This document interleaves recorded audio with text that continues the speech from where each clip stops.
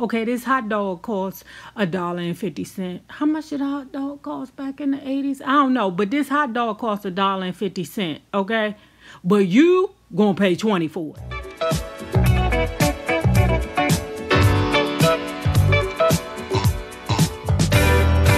I can't fool myself. I don't want nobody else to ever love me. You are my shining star, my God. So I was surfing the net as usual, and I came across a DJ Vlad interview. You know, even though I do believe that he is a culture vulture, he does have something to offer to hip hop. Was a Ricky Bell interview, right? And what I believe should be next is a Bell Biv DeVoe story. We know what's behind the good boy image of New Edition. We know what's behind the bad boy image of Bobby Brown. It's time for us to find out what was behind the bad boy, the good boy turned bad image of Bell Biv DeVoe. So he explained the beginnings of New Edition that was pretty much the same way that it was explained in the movie. When they lost the talent show and Maurice Starr had, came up to them and scooped them up when they won second place at the talent show, they didn't say that pretty much New Edition had won every talent show. That was just the particular one that they won second place. And the backstory of that was it was another guy that was trying to get them. And Ricky explained that he really thought that maybe the original guy outside of Maurice Starr made sure that they won second place, so then that way they would sort of kind of feel defeated and would sign with him. They recorded Candy Girl in 81, okay? And it wasn't released till 83. I thought that was a good piece of information to know because I was like, their voice is really sounded young. It sounded almost like they were 10 or 11 or 12, something like that.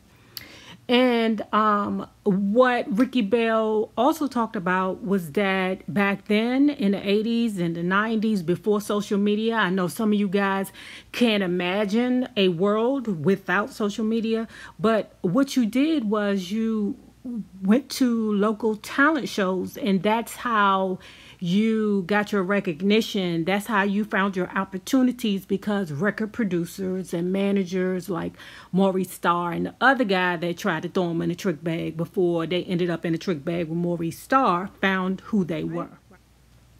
So what they said was the first time that they performed, it was with Evelyn Champagne King. So they opened up for her. Love her. Then they said their first tour was with Rick James.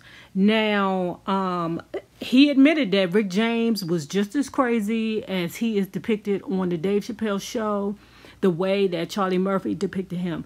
He said that when Rick James invited New Edition to their house, he said it was naked girls and cocaine everywhere. Now, this is what I found funny, Ricky. So you said, yeah, we didn't do coke, but you ain't say you wasn't freaking on them hoes. Them naked hoes that was in there. I mean, I know you hussies was having to cook them little boys at 13 years old. You can't tell me at 13 that they wasn't getting 47-year-old vagina. They was getting seasoned vagina at 13. You can't tell me that, especially if you hanging out with Rick James, right? Just to clarify, the tour where they was dropped back off in the projects was not the Rick James tour. $1.87 check, right? And Vlad was like, how'd that make you feel? And he was like, well, I was more concerned about my mama, acting a whole fool because we not making no money. Just to clarify also, he said the $1.87 tour was actually the tour that they showed in the movie where, they was playing at local clubs in New York, and sometimes they would do 2 to 3 shows in a night. And at the end of that tour is when they received that $1.87, okay? And them little boys never made money. They never made money because they were in what we would call now a 360 deal.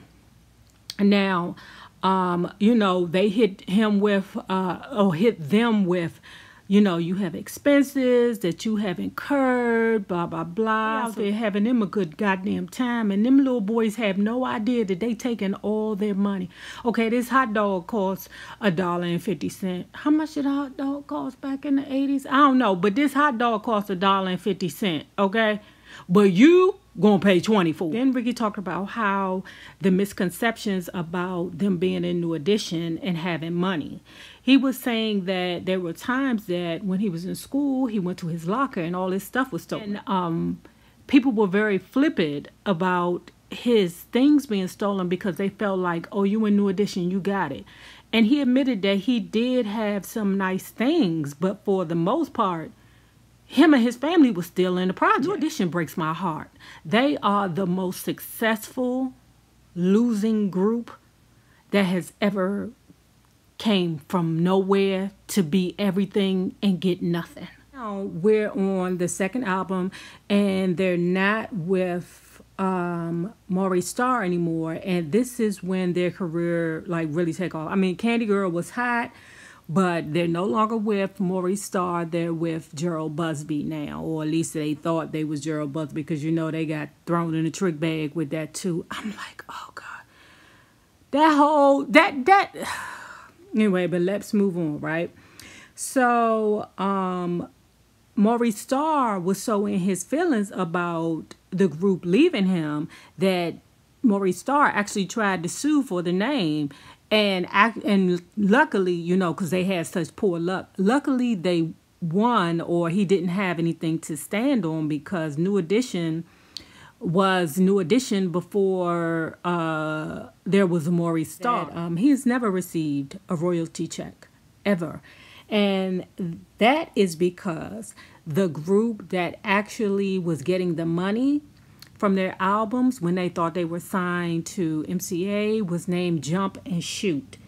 The boys had to pay Jump and Shoot $100,000 a piece. That's $500,000, $500,000 to get out of that shitty ass contract that they signed. And again, you know, when I did the New Edition review years ago or a year ago, something like that, I said I kind of sort of blame the parents because they didn't educate themselves, or, you know, sometimes I just feel like some mothers believe that they know everything, you know, and when you know everything, can't nobody tell you nothing. Ding. So then they were, you know, they signed a loan, kind of like a mortgage, and they were in debt. But what was sad again was that Ricky Bell said he was used to being in debt.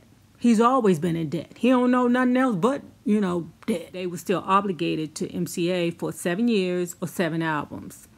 So, unfortunately, also, they signed away their publishing because they didn't, you know, they just didn't know. I'm going to say this, you know, I just be thinking to myself, people who knowingly know that you're doing something bad to someone that's an innocent person in this, and you still monster enough to take advantage of people who aren't as bright or educated or knowing or in the know or in the loop as you are, that makes you a monster. That makes you a demon. That makes you a devil. When you take advantage of a person's ignorance, you should be ashamed of yourself, and you are what I called a wolf that walks among us, and you will have your day. We talked about Telephone Man, and when Ricky had told Bobby, listen, because they was on, you know, stage and they was singing, and you know, Telephone Man is when Bobby gets busy. You know, I love that song. I do. It's still one of my favorites, and I think it's because Bobby is singing the lead. But what he said was, you know, he had to talk with Bob and was like, look, Bob, if you get up there and you show out again with Mr. Telephone Man, I'm going to tell the band to cut. That's what happened. But I thought in the movie they depicted Ron doing it, not Bobby. Or was that in another tour? I'm not sure. Ricky looked at the band and said, cut. Bobby got so daggone pissed off. He threw the mic up in the air, went in the back, got his robe, then came back out when they started singing Cool It Now, sat on the edge of the stage and started beatboxing during Mike's part. And Mike and Bob started wrecking. Now, you know that Aquarius and that damn Leo it's gonna be a clash of the Titans back there. I wish I'd have been there to see it though. So, then they get into Bob and drugs. What Ricky said was that Bob had a cigarette that was laced with cocaine. Now here again, when I'm saying, won't y'all just say what it is? When y'all tell me cocaine, I'm thinking powder. No, crack. That's what Bobby was smoking. Woodies. They called it some other name. I don't know what y'all call it. They call it Dabunta, Primo, whatever it is. It's weed laced with fucking crack, okay? And Ricky at that time, he said that he, was just playing around. He took a puff on it. He said it blew his head up. He was like, I don't see how they smoked that mess. He said that he knew that there were times where Bobby was high, but he never witnessed him getting high. They talked briefly about the vote, where he got a vote, where everyone agreed to vote Bobby out, the same way that it was depicted in the movie. The manager was the one to tell them. They felt like they were coerced into voting Bobby out.